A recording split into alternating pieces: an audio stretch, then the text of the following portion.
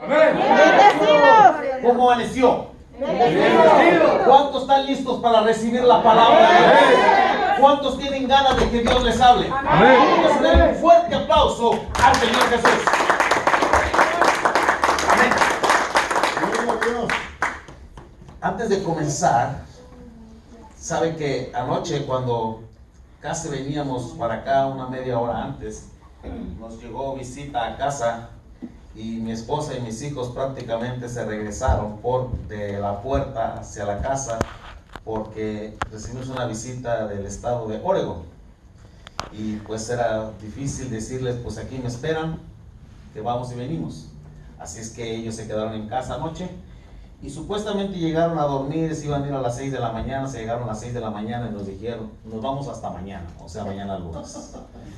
Gloria a Dios. Y yo le dije, bueno, pues ustedes se quedan, están en su casa, yo me voy. Bendito Y Dios. mi familia, mi Aleluya. esposa me queda viendo y dice, ¿qué hago? ¿Les dejo las llaves de la casa o qué? Le dije, no, pues mejor espérate aquí con ellos.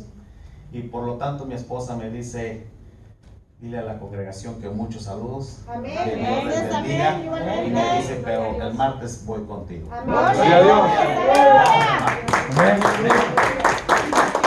Así de que mi esposa muy poco los conoce. Casi no los conozco, yo tampoco, ¿verdad? Pero mi esposa menos. Pero les manda saludos. Amén. Dios les bendiga. Bueno, vamos a orar para escuchar la palabra de Dios. Amén. Vamos a orar. Padre, en el nombre de Jesús. Ya le dimos la alabanza, ya levantamos nuestras manos en señal de rendición, Señor. Ya le dimos nuestra ofrenda, ya le dimos nuestro diezmo. Padre, ahora pedimos que nos dé usted la palabra para el día de hoy. Ahora le pedimos, Padre, sea usted dando a nuestra vida el mensaje que necesitamos para seguir caminando. Te pido, Padre, que todo obstáculo, que toda distracción, que toda dureza de corazón sea quitado, sea anulado, que nuestro corazón, que nuestro alma, que nuestro espíritu sea tierra fértil para recibir la palabra y con la ayuda del Espíritu Santo ponerla por obra. Le damos a usted la honra y le damos a usted la gloria en el nombre de Cristo Jesús. Amén. Mientras se sienta, le da un fuerte aplauso al Señor Jesús. Amén. Para nadie es un secreto dentro de la iglesia que desde el principio, desde Génesis capítulo 3 en adelante, toda la historia de la humanidad ha sido un caos. Sabemos de sobra que Dios siempre quiso atraer a la humanidad hacia Él. Nosotros encontramos en las Escrituras que es Dios siempre quien toma la decisión, quien toma la determinación de Él acercarse a la criatura. Gloria a Dios. Tanto así que el Señor Jesús dijo, nadie va al Padre si no es a través de mí. Pero dice también el Señor Jesús, pero nadie viene a mí si no lo trae mi Padre. Gloria a Dios. O sea que es Dios siempre tomando la iniciativa. Para nadie tampoco es un secreto que desde antes de meter a su pueblo de Israel a Egipto, el pueblo ya empezaba a rebelarse. Sí, amén. Para nadie es un secreto que estando el pueblo en Egipto, el pueblo se empieza a rebelar y empieza a cuestionar a Dios. Dios los saca con brazo fuerte y aún así se quejan. Amén. Para nadie es un secreto que van por el desierto y van quejándose, que porque no hay agua y salía agua hasta de las rocas. Y para nadie es un secreto que les daba hambre y les daba hasta carne hasta que les saliera por las narices. Amén. Amén. Y Dios siempre tolerando. Dios siempre, a pesar de que el pueblo se rebela, Dios siempre ahí con ellos. Les hablaba, les exhortaba y siempre usaba un individuo para exhortarles. Pero Dios estaba allí. Se acaban los primeros 5 libros de Moisés. Empiezan los libros poéticos. Empiezan los libros históricos y Dios sigue tratando con el hombre, tratando con su pueblo. Y llega la etapa de los profetas. Y el profeta mayor, el primer profeta mayor que está en las escrituras es el profeta Isaías. Y en Isaías capítulo 1 dice que Dios empieza a hablar a Isaías, y le dice: háblale a mi pueblo. Y en el versículo 2 encontramos que Dios le dice a Isaías: dile a mi pueblo, crié hijos, los engrandecí, y ellos se rebelaron. Fuese como que la paciencia, que no es así, pero voy a decirlo de esta manera, fuera como que la paciencia de Dios empezó a cansar. Aleluya. Porque en los primeros 5 libros Dios les da leyes y los tolera. En los libros poéticos Dios les habla con amor, en salmos, cantares, proverbios y etcétera. En los libros históricos igual, los hombres se rebelan, pide reyes, le da reyes. La gente se rebela, cuestiona a Dios, y Dios les da y les provee lo que ellos necesitan. Incluso tolera que su pueblo se empiece a involucrar sentimentalmente con las mujeres que no eran de su pueblo. Y Dios sigue tolerando, y Dios sigue soportando. Pero ya en Isaías, el tono de Dios empieza a cambiar. Ya en Isaías dice, como que ya se están pasando. Tanto así que el siguiente profeta, el profeta Jeremías, no hace otra cosa en todos sus escritos que llorar. Empieza el profeta a llorar, le hablaba al pueblo y lloraba. Y se acaba la historia de los 5 profetas mayores, y empieza la historia, los escritos, los dichos, las palabras de los profetas menores. Y empieza el primer profeta menor, Oseas. Y es tanta la perversidad que ya hay en ese momento en su pueblo, que Dios le dice a Oseas: ¿sabes qué, Oseas? Levántate, ve a la tierra extranjera y cásate con una fornicaria. Uy, qué cosa más tremenda. Y el profeta obediente va y se casa con una fornicaria, y dice, y tiene hijos de fornicación. Y se casa este hombre con esta mujer, y la mujer sale embarazada, sabrá Dios de quién, pero del profeta no. Y la mujer se le va con otros hombres, y Dios le habla al profeta: ve por ella y tráela de nuevo. Y ya va el profeta Oseas por la mujer y la vuelve a traer. Y le dice Dios al profeta Oseas: eso es lo que hace el pueblo conmigo. Dios le está diciendo al profeta Oseas: te estoy haciendo sentir lo que yo siento por mi pueblo. Aleluya. Que se van en pos de dioses ajenos. Amén. Te estoy haciendo sentir lo que yo siento, que a pesar de que cuido de sus hijos que no son míos, les doy una cobertura que no son míos, les estoy dando una estabilidad que no son míos, se vuelve a ir. Y Dios dice: así es mi pueblo, se me va y yo voy por ellos. Pero sigue Dios tolerando todavía hasta ahí. Sigue Dios soportando las malas actitudes del pueblo. Pero en eso llegamos al último profeta menor del Antiguo Testamento. Llegamos al libro de Malaquías. Déjenme hacer un paréntesis acá. Si yo le pregunto a usted si yo le digo y le pregunto, vamos a hablar, estudiar el libro de Malaquías, ¿qué viene a su mente? ¿Qué es lo primero que viene a su mente? El diezmo, ¿verdad, hermano? Y usted sabe que en el libro de Malaquías, de lo que menos se habla es del diezmo. Pero tenemos eso acá programado. Malaquías, diezmo, ya va a pedir dinero. Malaquías, ofrenda, ya va a decir que no ofrenda. Y lo primero que pone en su corazón es que no he trabajado. La pandemia. No, el Señor reprenda al diablo. Amén, somos hijos de un Dios que provee. Le dije que estoy en un paréntesis. Aleluya. Cuando empezó este mugrero de pandemia, nunca olvido un martes. Andaba yo, los hermanos no me dejan mentir, yo en mi casa tengo cualquier cosa menos espacio. Y siempre tengo algo que hacer. Y andaba yo ahí atrás limpiando y estaba escuchando el radio cuando un martes, cuando empieza la pandemia, Y cuando dicen, todo se cierra, nadie sale. Dios sabe, no miento, me quedé parado y el radio aquí. Nunca le cambio de estación, tiene años en la misma estación. Dios sabe, y no miento, que yo me espanté. Y dije, llora, nadie sale. Todos encerrados. En mi vida había escuchado la palabra de toque de queda. En mi vida la había escuchado. Dije, ¿y eso qué será? Hermano, ese martes entro a mi recámara. Dios sabe que no le miento. Era tanto el temor que yo tenía por la mugre pandemia que yo abracé la almohada y la mordí.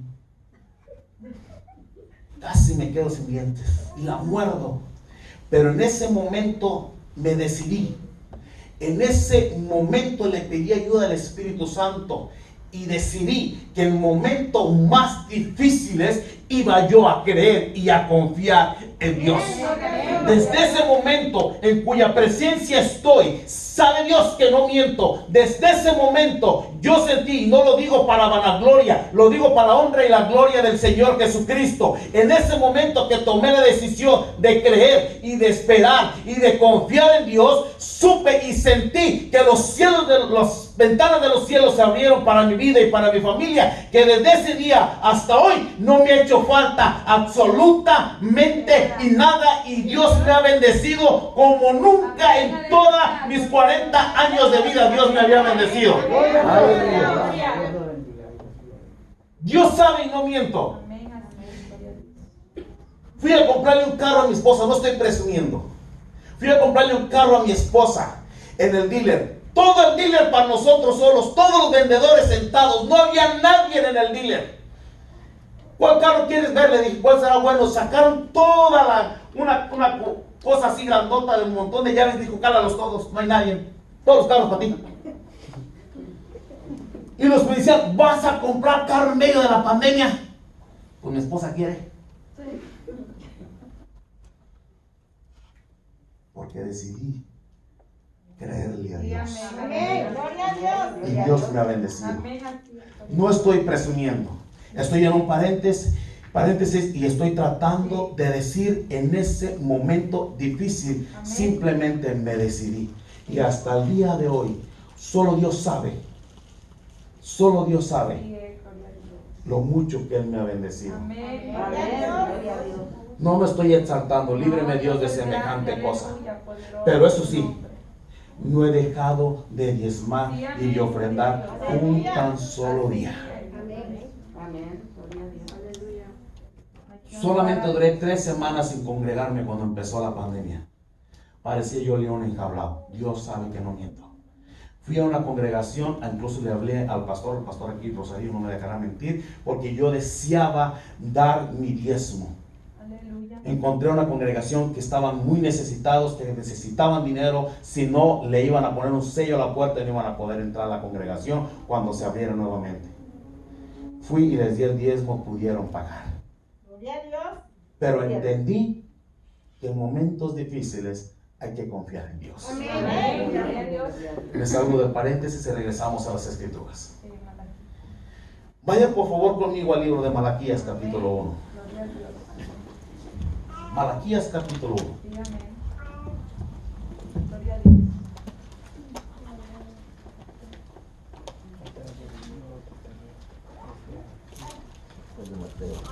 ¿Lo tiene conmigo? Malaquías capítulo 1. Dice la palabra de Dios. Profecía de la palabra de Jehová contra ¿quién? Israel. Nuevamente, profecía de la palabra de Jehová en contra de Israel, por medio de Malaquías. Yo os he amado, dice Jehová, y dijisteis, ¿en qué me habéis amado? ¿No era Esaú hermano de Jacob? Dice Jehová, y amé a Jacob, y a Esaú aborrecí, y convertí sus montes en desolación, abandoné sus heredades para las chacales del desierto. Hasta ahí nomás.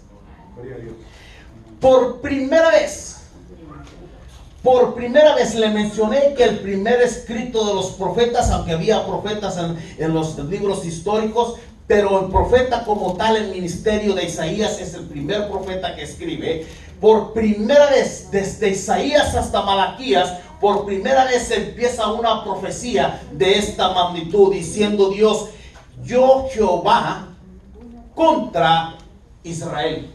Por primera vez Dios habla que está en contra de su propio pueblo. ¿Recuerda cómo le dije que empezó Isaías capítulo 1 versículo 2? Dios empezaba ya a cansarse. Dios empezaba ya como a perder la paciencia, que no es así, por ahorita le voy a decir por qué, pero estoy parafraseando. Dios empezaba a ya no empezar a dejarlos que hicieran lo que quisieran. Dijimos que habíamos pasado por todos los profetas mayores y llegamos a los profetas menores, y los profetas menores Dios le hace sentir a Oseas lo que Dios está sintiendo. Y en el último de los profetas Dios se cansa definitivamente y dice: ahora sí vengo en contra. Ahora sí vengo en contra de mi pueblo. Pero lo increíble es que en el versículo 1 dice: vengo en contra. Y más increíble aún es que por primera vez, nuevamente, por primera vez en el versículo 2, usted no encuentra en todo el Antiguo Testamento palabras semejantes al versículo 2. ¿Qué nos dice el versículo 2? Note lo que dice el versículo 2. Yo os he amado, dice Jehová. ¿Sabe? Gracias, hermano. ¿Sabe que por primera vez Dios le dice directamente al pueblo: yo os he amado? Por primera vez Dios les dice: estoy en contra de ustedes. Pero también por primera vez les dice: yo los amo. ¿Cómo podemos entender que en un versículo dice Dios está en contra de ellos? Palabras más, palabras menos adelante dice: pero yo los amo. ¿Cómo podemos entender que Dios al mismo momento que los va a reprender, al mismo momento los está amando? ¿Cómo podemos entender que por primera vez se encuentren estas palabras? Ahora, eso no significa que Dios no les había demostrado que los amaba. Porque recuerde una de las cosas: si de algo estamos seguros, es de que Dios no se limita solamente a hablar. Si de algo estamos seguros a través de las Escrituras, que Dios siempre actúa. Amén. Le voy a poner un ejemplo. La Biblia nos enseña que Dios es amor. ¿Estamos de acuerdo? Aleluya. La Biblia nos dice categóricamente que Dios es amor. Pero imagínese usted a Dios en la eternidad. Imagínese usted a Dios en la eternidad, el Padre, el Hijo y el Espíritu Santo. En ese momento, ¿cómo podemos entender nosotros que Dios es amor si no tiene a nadie a quien amar? Imagínese a Dios en la eternidad diciendo: yo soy amor. ¿A quién le va a demostrar ese amor? ¿Cómo Dios va a manifestar ese amor? Ayer les comentaba que en 1 de Pedro capítulo 1 versículo 20 dice la Biblia que Dios predestinó al Señor Jesucristo desde antes de la fundación del mundo. Así es de que Dios sabía antes de la fundación del mundo que iba a haber necesidad de entregar a Jesús por amor a nosotros. Así es que volvemos a Malaquías. En un momento dice: estoy en contra de vosotros. En el otro momento dice: pero los amo. ¿Por qué Dios hace eso? ¿Por qué Dios se muestra de esa manera? Voy a comentarle algo que ya comenté anteriormente, pero considero que no está de más. Usted sabe que en el tabernáculo de Moisés, en Éxodo capítulo 21 en adelante, cuando empieza la construcción del tabernáculo, usted sabe que lo primero que había en el tabernáculo al entrar, ¿qué había? ¿Recuerda allá en el atrio? ¿Recuerda cuál era el primer utensilio que había allá? El arca del sacrificio, ¿se acuerda? ¿Sabe cuánto medía el arca del sacrificio según Éxodo capítulo 27? Dice la Biblia en Éxodo capítulo 27 que el arca allá medía 3 codos de alto. Y dice que a la mitad había una parrilla, por lo tanto a la mitad, ¿cuánto debería de medir de alto? 1,5 codos de alto. Eso medía donde se ponía el sacrificio. Allá donde, en el arca. Al final del templo, en el altar, estaba ¿qué cosa? ¿Qué había?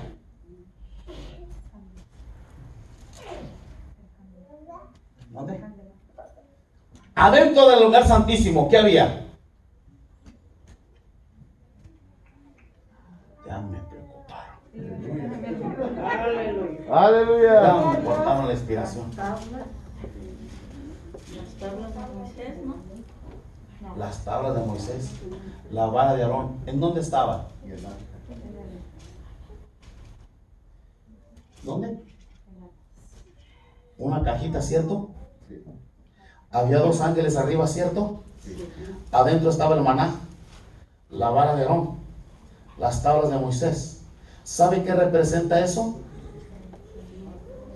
El amor de Dios, la misericordia de Dios. ¿Sabe cuánto medía eso? 1,5 codos de alto. ¿Cuánto medía allá? 3. ¿Y la parrilla? 1,5 codos. Allá representa el juicio, la justicia de Dios. Acá representa el amor de Dios. Por tanto, la justicia de Dios y el amor de Dios están al mismo nivel. Dios no es más amor que justicia, ni es más justicia que amor.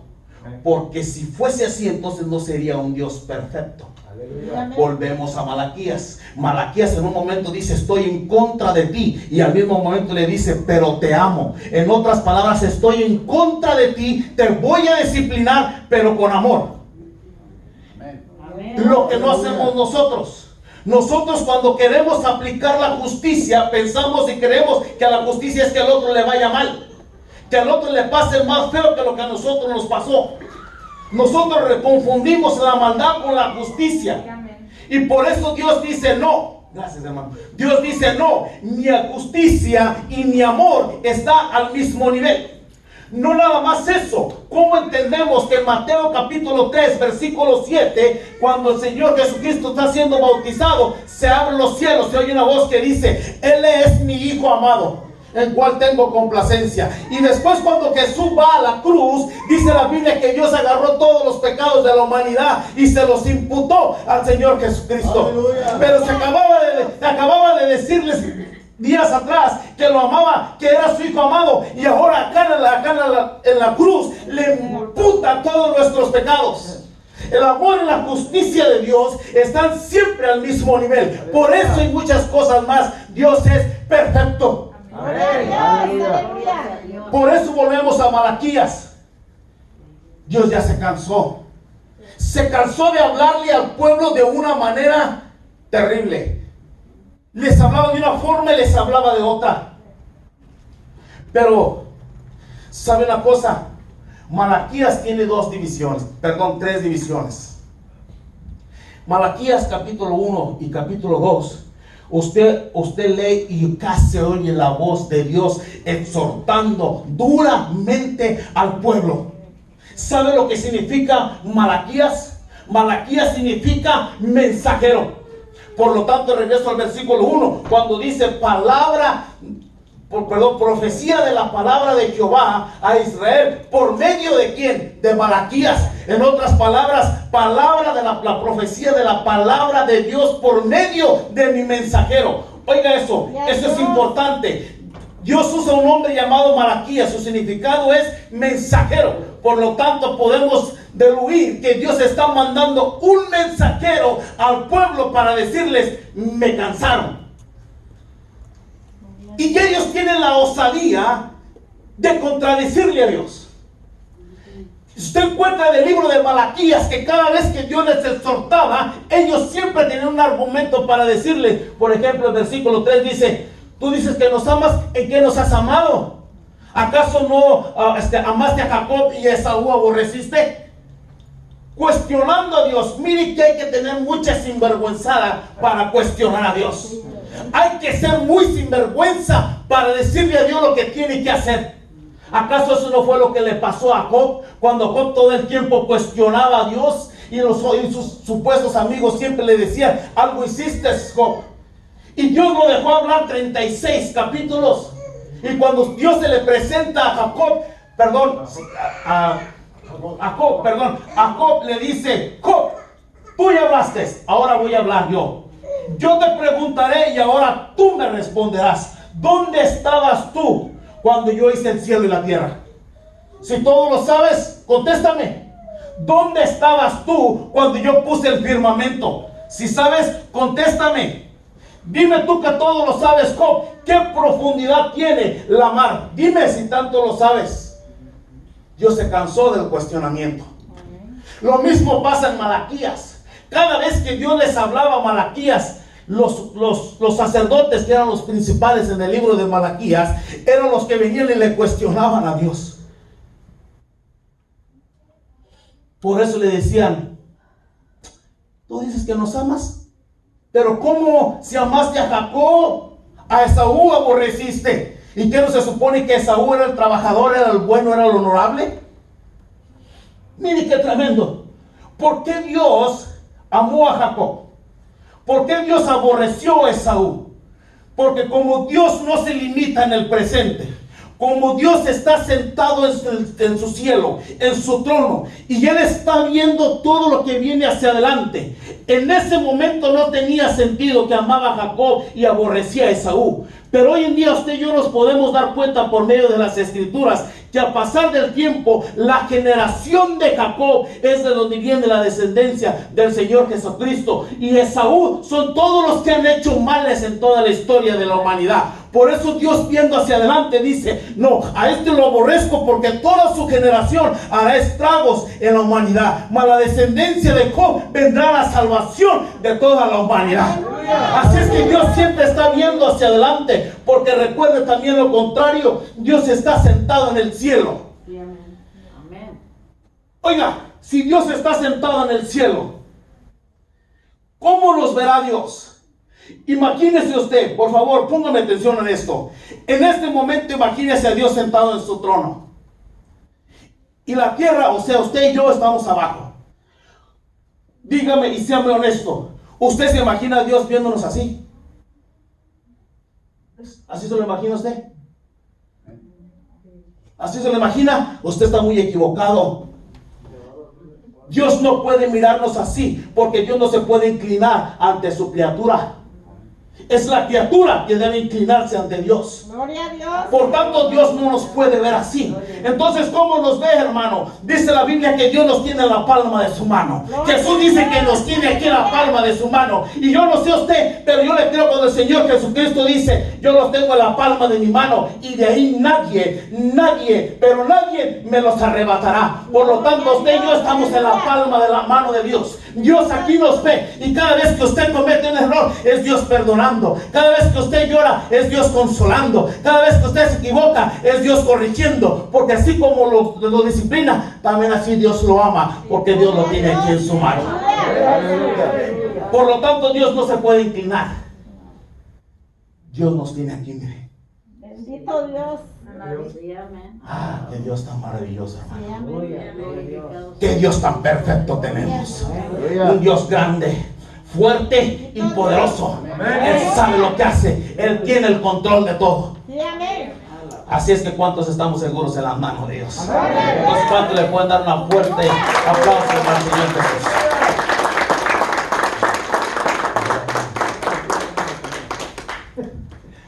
Ahora bien,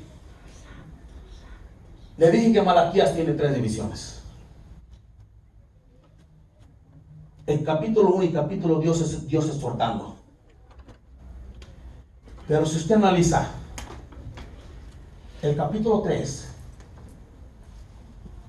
pareciera un cambio en el tono de voz de una manera extraordinaria.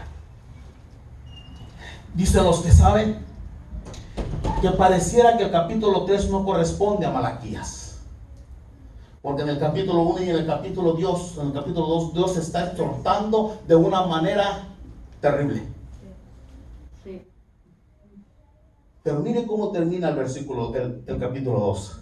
Malaquías 2, mire cómo termina. El último versículo, por favor. Habéis hecho cansar a Jehová. ¿Habéis hecho qué cosa? Cansar. Ajá, cansar a Jehová. ¿Qué más? Con vuestra palabra.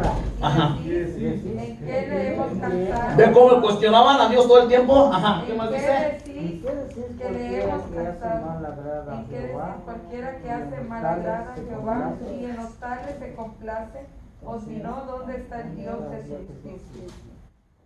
Ahora, presten atención. ¿Cómo empieza la batería, verdad? Sí.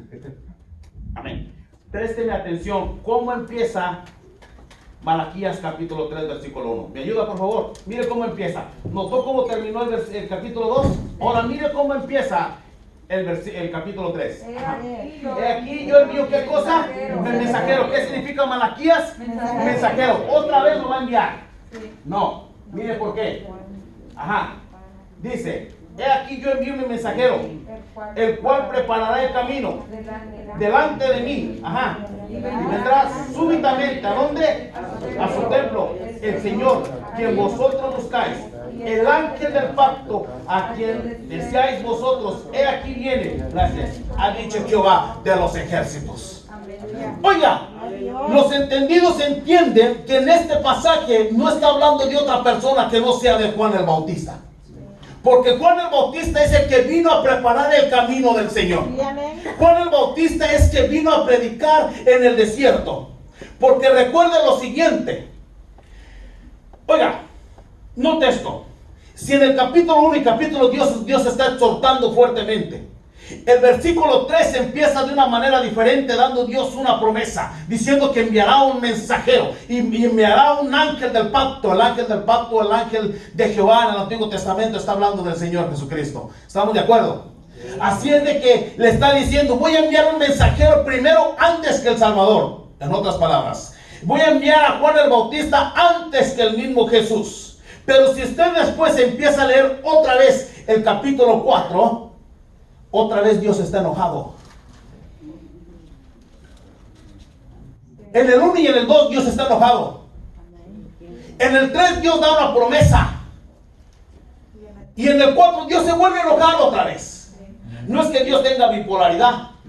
No, lo que pasa es que es lo mismo que pasó en las iglesias, las 7 iglesias del Apocalipsis. Porque usted sabe que las 7 iglesias del Apocalipsis, a 6 les da el mismo mensaje, excepto a la última. Primero empieza halagándolas y después le dice, pero tengo contra ti, por ejemplo, a la iglesia de Éfeso, tengo contra ti que has dejado tu primer amor. Por lo tanto, acuérdate de dónde has arrepentido. Primero Dios lo exalta. Primero Dios le alaba. Después Dios le dice, ¿sabes qué? Estás mal. Y después le da la oportunidad que se arrepienta. Es lo mismo que Dios está haciendo en Malaquías. Primero los exhorta, después les da una promesa y después se vuelve a enojar otra vez. Les da la oportunidad que se arrepientan. Porque Dios es un Dios de oportunidades. Porque Dios es un Dios de misericordia. Así es de que Dios está enojado. Y se acaba Malaquías. Le dije que no iba a hablar del diezmo. Le dije que no iba a hablar de las ofrendas. Se acaba y se cierra el canon del Antiguo Testamento. Con Dios enojado. ¿Qué significa Malaquías? Mensajero. ¿Sabe? Dicen los entendidos de la historia que desde Malaquías a Mateo hay ¿cuántos